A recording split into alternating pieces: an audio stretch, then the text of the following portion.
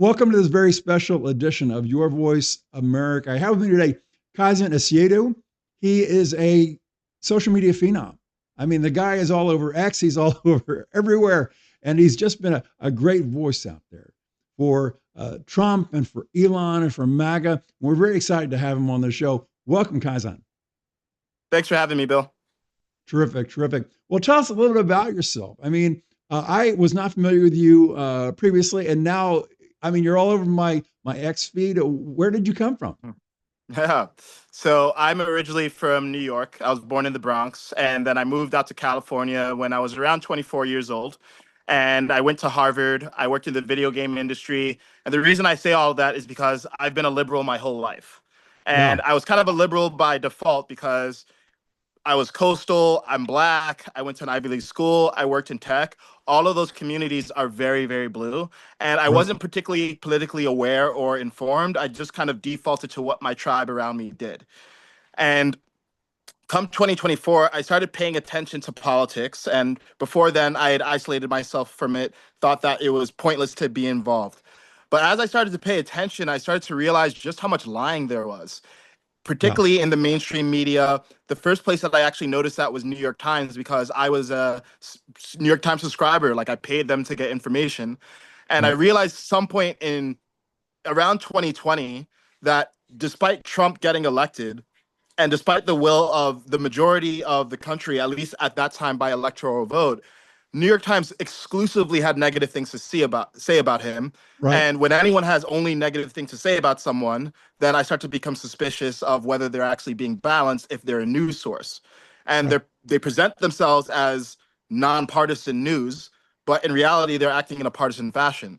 So in 2024, I started paying attention to the Trump felony conviction, and I looked into the details of the case. A lot of it felt like a political hit job, Right. from where it was prosecuted to how they turned it from a misdemeanor to a felony, to the fact that people who were celebrating Trump being hit with a felony didn't even seem to know what he was hit with a felony for.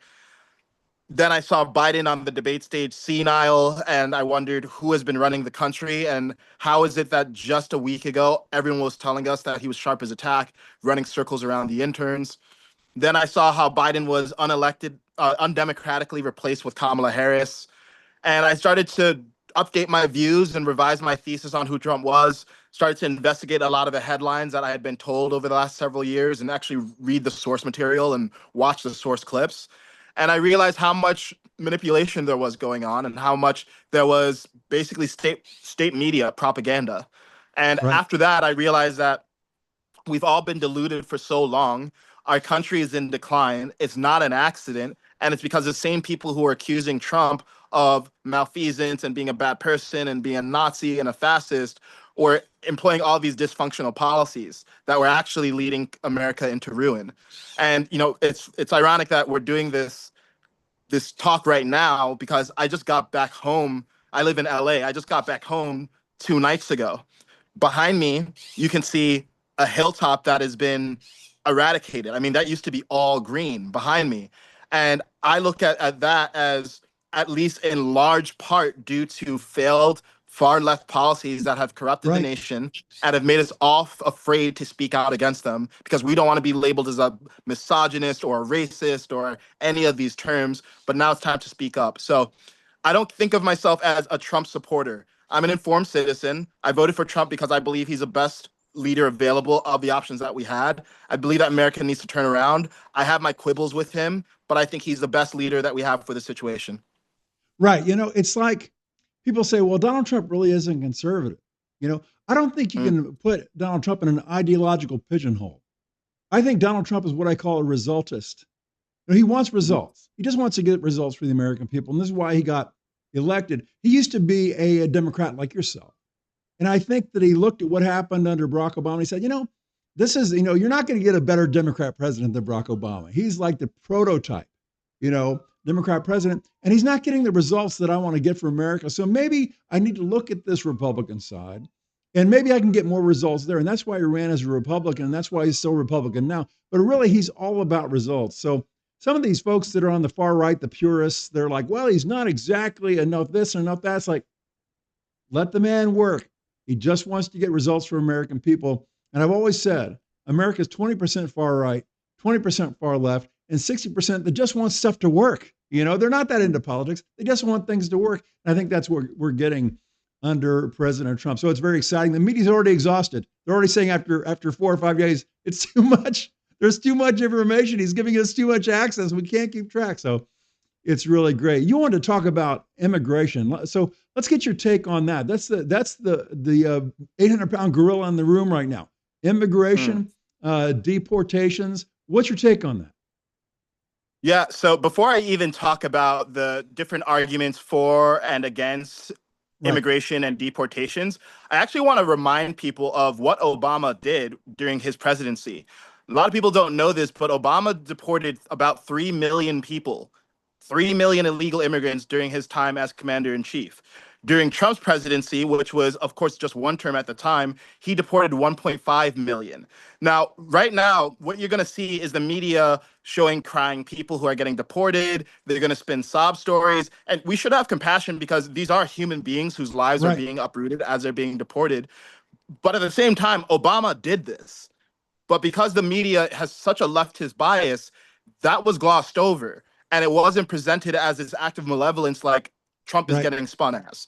So before we even talk about what's happening, we have to look at the framing, because if people think that Trump getting elected ended media bias and got the media to be honest, they're mistaken. In fact, some of them are going to double down over the next 4 years. Every positive thing that Trump does, they're going to spin it as a negative. And that's what's going to be happening right now. So Obama deported a lot of people. Trump is doing that too. And I think they're both doing the right thing because, Bill, I actually just came back for the inauguration, and I went to one of the inauguration balls, and you have thousands of people. Yeah, you have thousands of people in line. And I had a moment where I was standing outside. It was freezing, record-breaking cold. And I was standing there I'm a guy who likes law and order. So I was like, I'm not going to cut in line, even though I saw one person cut, then two, then 10, then 50, then 100. And eventually I decided, well, what's the point in following the rules if no one else is following the rules? That's what happens when we don't actually enforce law and order in this country. So when people talk about, oh, well, the illegal immigrants, they take jobs that Americans wouldn't work, that's not true. Americans would take those jobs if they're getting paid a fair wage. Illegal immigrants are not getting paid fair wages for those jobs, by the way. But when people say, oh, well, it's not a big deal, it is a big deal. Law and order is what makes America so appealing in the first place. And we have the highest rates of legal and illegal immigration in the world because it's desirable to be here. And it's desirable because we have fairness, and we have laws, and we have merit, and we have order. And if we just throw those things away, all the things that make America desirable are going to fall away. And then no one's going to want to immigrate here, much less be here. Yeah, you said something very important there. That illegal immigration violates Americans' sense of fairness. And Americans have got a very strong sense of justice, a sense of fairness. It violates their sense of justice because it's two-tiered justice. And it violates their sense of fairness. It's like standing in line at Magic Mountain, for 2 hours. And you finally get up to the front of the line, and then they open the door and start letting people in the side in front of you. You're like, what is this? These people didn't wait in line.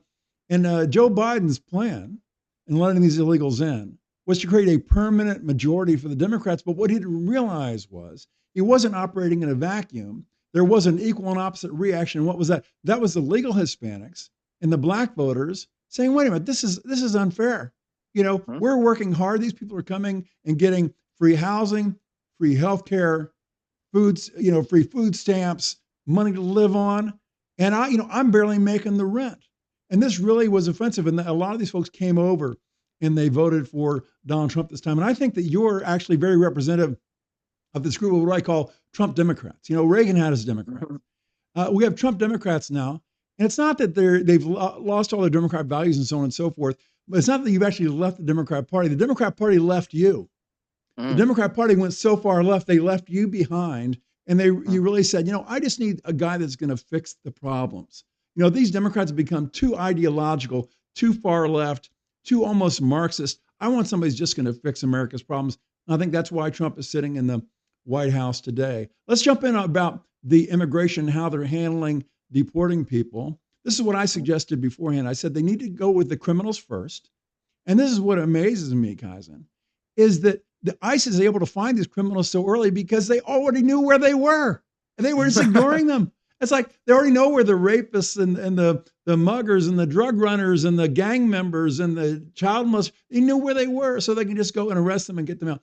That's what America wants to see because you're going to have to get America used to this idea of the deportations. And once they see these people going, then they'll become more used to the idea because this is the sort of thing that if you started off with, pulling kids out of school and families and crying babies, America is going to lose its will to do this. So you need to start with the most obvious ones and the ones that are most dangerous to America. And I believe that's what Donald Trump is doing. And then one of the suggestions I have, and I want to get your read on this, is that one of the best ways we can do this with folks that aren't necessarily criminals, but are here literally, criminally because they're not supposed to be here, is encouraging self-deportation by taking away, the attractive hazard. If you have a swimming pool in your backyard and you go on vacation and the kid's neighbor drowns in your pool while you're gone, you're in trouble because you provided an attractive hazard there for that child. Well, we have an attractive hazard, all these benefits and stuff for illegal aliens to come here. And so if we remove that and make it very uncomfortable to be here, I think a lot of them will self-deport back home. What do you think? I agree. I mean, look, no one wants this to be a forceful, ugly situation. These are Right, human beings too, and we care right, about their experience. And even though we want them to follow the rules, we don't want to hurt them any more than is absolutely necessary. So, right, yeah, one of the things that has been controversial is Trump moving to revoke birthright citizenship. Now, whether that is legal, we're going to find out. I think it's good that Trump is forcing the question. I think there's a genuine legal question that we have a Supreme Court as a check and balance to the executive branch to decide. But regardless of what the courts say, birthright citizenship is providing a perverse incentive because it's right, incentivizing illegal immigrants to risk everything to come to the country just so their child can get citizenship in America. And I totally understand that. Look, if I were someone in one of those countries, I would do the same exact thing. right, But what that's doing is it's creating a flood of people who want to come here. It means that we need to have more border enforcement agents. It means there's more conflict at the southern border. It means there's more people who then make it into this country. They need to be integrated with communities. So rather than just focusing on just the enforcement of the border, I think it's good that we're focusing on the incentives as well. Because if we right. fix the incentives, then there's fewer problems to solve, and then everyone can be happier. And I think this is what people are missing about the idea of America first. It's not about Americans being more valuable humans than people in other countries. It's just everyone recognizes if you take care of yourself, then you can take care of other people. If we take care of our stuff here in America first, then we can be in a position to help people from other countries make their countries more desirable so they don't even want to leave in the first place. But if we're not taking care of American needs first, and we're not handling our $36 trillion debt and dealing with this health crisis in America and dealing with the fact that we have unemployment and high cost of living, then who are we to help anyone? Right, exactly. Well, the 14th Amendment, a lot of people don't understand. That amendment was created after the Civil War. And the purpose Hmm. was to give citizenship to the slaves that had been freed and to provide them. It wasn't to provide citizenship to people who were here illegally and had babies. That wasn't the point. And then they had this one hearing for the Supreme Court about 130 years ago or something, where there was I believe, a Chinese family, and they had a child, and that question came up. Should that child be a citizen? They said yes, but that family was here illegally. So what the 14th Amendment says about this is that any child who is born here, okay, that is under the a jurisdiction of the United States is therefore a citizen. Well, if your parents are here illegally, you are not under the jurisdiction of the United States because you're here Mm. illegally.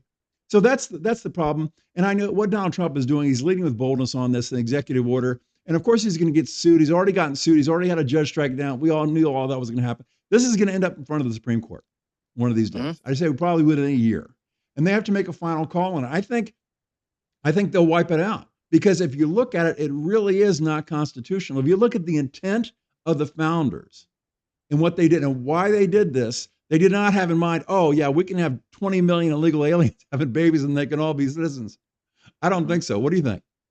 Oh, absolutely. I mean, and we don't have to speculate about this. We can actually look at the writings of the people who introduced the bill. The name of the man escapes me, but the senator who introduced this Right. explicitly talked about this being meant to protect freed slaves and grant them citizenship rights. We didn't even really enforce a southern border, federally speaking, until the late 19th century. So Right. it's something that they were not thinking about, and it would be very hard for them to envisage a future where this is happening. So the reason why Right. we have a Supreme Court, the reason that we have a constitutional amendment process is because we adapt the Constitution to meet current needs while still preserving the spirit of what was originally envisioned by the founders. So I think there's, by the text of the 14th Amendment, one could make an argument that yes, these people are not technically under the jurisdiction of the United States, so their kids don't get citizenship. But even those technicalities aside, this is clearly not what we envisioned. It's clearly not working. And if the Supreme Court does decide that birthright citizenship is okay for people who enter the country illegally, then we should still introduce a constitutional amendment and fix it properly. Yeah, I agree. I agree. Well, we could talk for hours. Unfortunately, we don't have hours. Uh, and this has been Kazi Nasedu. He is really made a big presence very quickly on social media. And Elon Musk has reposted you a few times, hasn't he? He has, and it's a That's really always interesting nice. position. Yeah, Yeah, it's really cool. It's very affirming to have someone who has had so much impact on humanity see me and promote me. But I actually want to take this moment to address something because sure. it's it's easy for people to see someone like me who emerges onto the scene and then not know anything about me and then assume motivations. I like Elon, but I love the truth, right? Ultimately, I'm here to speak about the truth, and I want to see our leaders serve humanity. Up until this point, I've been very positive about Trump. I've been very positive about Elon because I believe that they love the truth as well and they're aligned with that. But ultimately, I'm just a citizen who wants to live a good life, wants to be in a well-managed country, and I'm going to support policies and people who are doing that. And if Trump and Elon start to go against that, I will speak about it as well. So Right. ultimately, I don't want people to think of themselves as part of sides or factions or any of this stuff that's preventing us from seeing the world clearly and seeing when our leaders are abusing us. Focusing on yourself is focusing on your needs, and then focusing on America meeting those needs. And if it's not meeting those needs, and American politicians are not meeting our needs, and our leaders are not meeting our needs, then we need to use our voice and our vote to make changes, regardless of who's in charge. Absolutely. I agree 100%. Yeah, it's all about being a pragmatist, a realist, not being a fanboy. We don't need to be fanboys here. We need to be people that believe in America first. And we need to pick the leaders who are going to get us there. And we're all human beings. Everybody makes mistakes along the way. We're all trying our best. If you don't make mistakes, you're not trying hard. You're not pushing the edge. You're not pushing the limit. But right now, I believe that Donald Trump and Elon Musk and that whole team there is our best chance to get Mhm. what we want and get to where we want to be. Kaizen, how can people follow you on social media? That's Kaizen everywhere. So that's Kaizen, YouTube, X, Instagram, everywhere. Fantastic, fantastic, folks. This has been Kaizen Asiedo, and I've really enjoyed having you on the show. Kaizen, hope we'll have you on again soon. Thank you, Bill. Thanks, folks. We'll see you again soon. Take care.